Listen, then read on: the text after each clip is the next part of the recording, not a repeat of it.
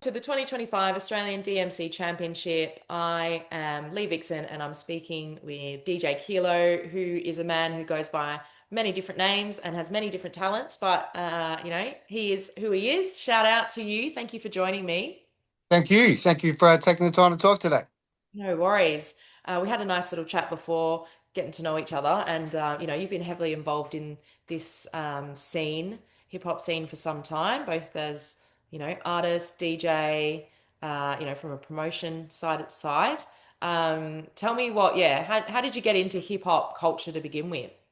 Sort of, obviously, somehow saw it on television when I was a kid. And when I was 15 years old, my one of my best friend's dad owned a local nightclub, which we used to clean. And I got fascinated with the turntables. And the DJ saw that at 16. It was nice enough to sort of let me go in there underage and sort of learn. And with my love of hip hop culture and then seeing turntables, yeah, when I moved to the city when I was 18 years old, I was just exposed to record stores, other DJs, magazines, culture, and the little bit I taught myself, I sort of was sort of lucky enough to discover many different lanes and actually went and did a DJ course at DMC when I first moved to Melbourne. So that was in the 90s. 90s? Yeah, in the 90s. So I'm a bit old. Yeah, in the 90s sometime. Yeah. Yeah. Yeah, and you've had quite a journey, in Yes. lots of different spaces in the culture, and where you've obviously learnt skills and you've honed your skills, particularly in DJing. What inspired you to enter this year's competition? Honestly, I think we all know that I think DJing's really suffering at the moment. There's not enough new blood coming through. I don't think there's enough battles. Maybe it's too expensive for people. So I just put my hand up and said, right, I'll have a go, hoping to encourage other people. And friends I knew, a couple other friends put their hands up and, you just need to get out there. And what's better than just showing what you do at home every day amongst your peers? And also to be rated at 49, just to sort of see where I sit. Don't really care what number it is, but yeah, it's nice to sort of think I could maybe hang a little bit. I love that. I love that attitude and outlook. You've entered the classic category, which is the OG category. We're talking about. You've mentioned, DJ culture and how it's changed and evolving over the years. Why do you think this category is so important? Oh, it's the foundation. Like it is there. When 1997, when I went to my first ever battle, was the Victorian DMC Finals, which Dexter won. There was Ransom there. There's a lot of legends in the house, and I was just absolutely fascinated. And yeah, it's a DJ culture is something. I think if you get involved in it, it's just like one of those hobbies that you can make some money out of it. But if not, it's just something that's stuck with you forever. So I've been hooked since '97. It's a long time. It is. As you can tell, I'm a little bit grey. But yes, it is a long time. And what are you doing this year to prepare for the battle?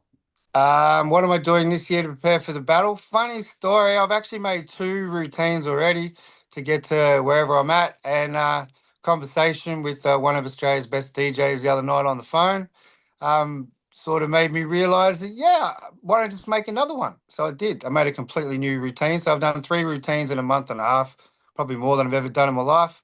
A very good friend of mine, shout out to Richie Custom, lent me an S9. He lent me an S9, so I don't want to let my friend down. And I've literally just been living on this thing for the last 2 weeks.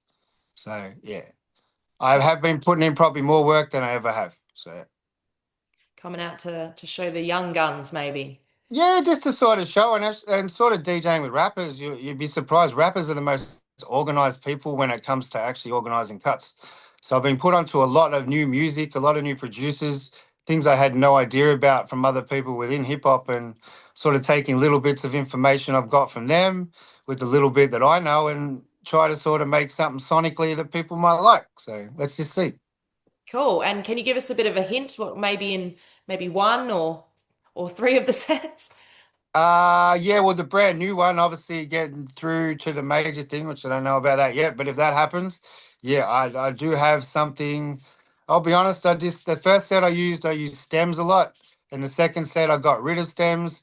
And why not just get with everyone else and do the MIDI mapping for the third? So just been having fun with it and using technology. But I went from using four buttons on a new mark.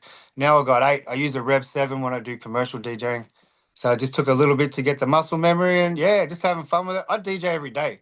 Like, so it's just nice to do it in front of other people after 10 years doing it to no one but the cat. So yeah. I'm sure the cat appreciates it. No, cat don't care. He just looks at me and walks out of the room. I don't know if that means I'm no good, but let's just see. Let's just see. And obviously, you've been involved in the community and the scene for some time now. What does DMC mean to you personally? Honestly, I say when I hear the word DMC, don't laugh, but I think of two names, Stuart Hanna and Sam Cameron. They were two people in the early days that just put on. DMC used to be like Rockstar Festival. And through those two people, they were nice enough. Stuart was nice enough to give me a chance to judge in the early days. And through those two people, I met a lot of lifelong friends. So honestly, to me, when I hear DMC, I think Stuart Hanna and Sam Cameron. That's what I honestly think. So, and finally, can you share a message for the DMC's 40 years? Right, yeah, just shout out to DMC for the 40 years. I've been going to this thing, I think, for 25, probably 27 years of that. It just creates such a good environment. Once a year, battle season, everyone goes a bit loopy. They get on the internet and type things and say things and talk to people. It's absolutely great. I just love it. It's once a year. So, yeah, thank you very much for stressing everyone out once a year. And hopefully this year that the skills do all the talking. I think that's where it needs to be. Well, thank you very much for your time and all the best in this year's competition. No Uh, worries. Thank you for the chat.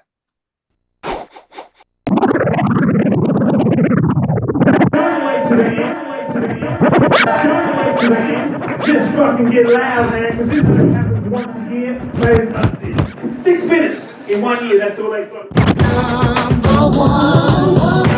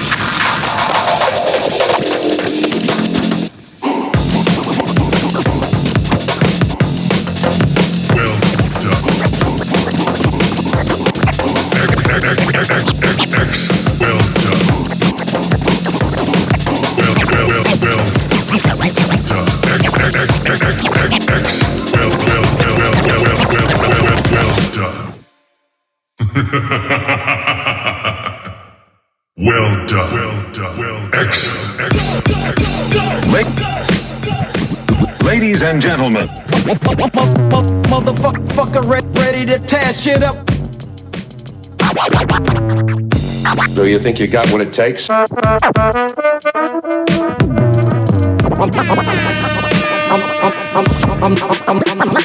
the flamethrower. Motherfucker ready to tear shit up.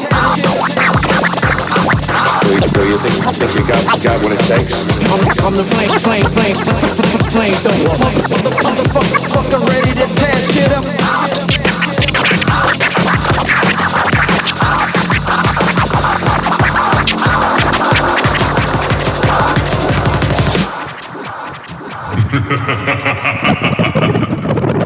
Well done. Excellent. And I want to be really clear, so I'm gonna throw this shit down. Who think they got clout in this bitch?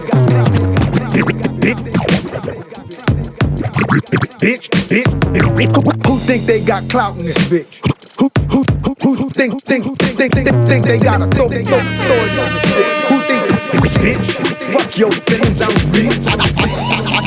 I could unplug the clout barometer right now for most of y'all to deal with me, bitch. Fuck your feelings, I'm real.